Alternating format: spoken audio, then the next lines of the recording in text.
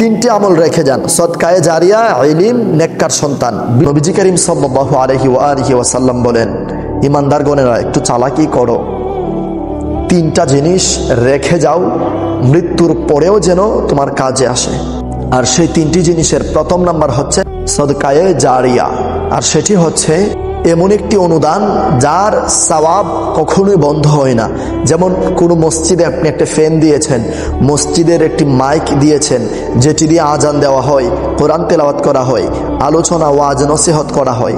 অথবা আপনি মসজিদের একটি পাপোশ দিয়েছেন, মসজিদের একটি টাইলস দিয়েছেন, আপনি মসজিদের ইমাম সাহেব যেখানে দাঁড়িয়ে নামাজ আদায় করে সেখানে একটি জায়নামাজ দিয়ে দিয়েছেন। তো এটা একদম সদকায়ে জারিয়ার আমল, সদকায়ে জারিয়ার একটি ফায়েজ আপনি পেয়ে গেলেন।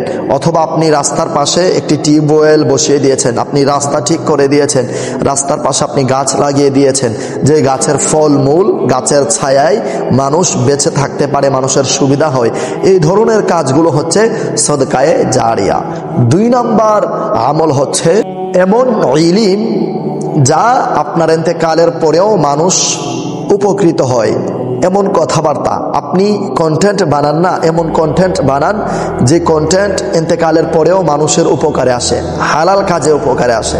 মানুষ শিখতে পারে, জানতে পারে, বুঝতে পারে, আমল করতে পারে, মানুষ সঠিকটা বুঝতে পারে, সঠিক ভালো কিছু শিখান হারাম থেকে বেঁচে। এবং এমন ইলম মানে জ্ঞান, এমন জ্ঞান যা আপনি বই লিখে যেতে পারেন, কিতাবাদি লিখে যেতে পারেন, আপনি দোয়া মাসলা মাসাইলের বই লিখে যেতে পারেন, আপনি গজলের বই লিখে যেতে পারেন, নবীজির শান মান গজল এগুলো আপনি লিখে যেতে পারেন। তো এগুলো হচ্ছে ইলম, এমন ইলম যা ইন্তেকালের পরেও আপনার কবরে যাবে। যেমন আপনি একটি কিতাব লিখলেন, অথবা আপনি এমন একটি কন্টেন্ট তৈরি করে আপনি মারা গেলেন, কিন্তু এই কন্টেন্ট এমন একটি সূরা শেয়ার করেছেন আপনার আইডিতে, সেই শেয়ার করার কারণে লাখো কোটি মানুষ আপনার শেয়ারের মাধ্যমে সূরা ফাতিহা প্রতিনিয়ত শুনছে, এটার সওয়াব আপনার কবরে যাবে। এমন ইলম, আপনি এমন একটি কিতাব লিখে গেছেন, এমন একটি বই পুস্তক, আপনি এমন একটি কাজ করে গেছেন, যেই ইলম আপনার ইন্তেকালের পরে আপনার কবরে এটার সওয়াব যেতেই থাকবে। 3 নাম্বার নেককার সন্তান রেখে যাওয়া।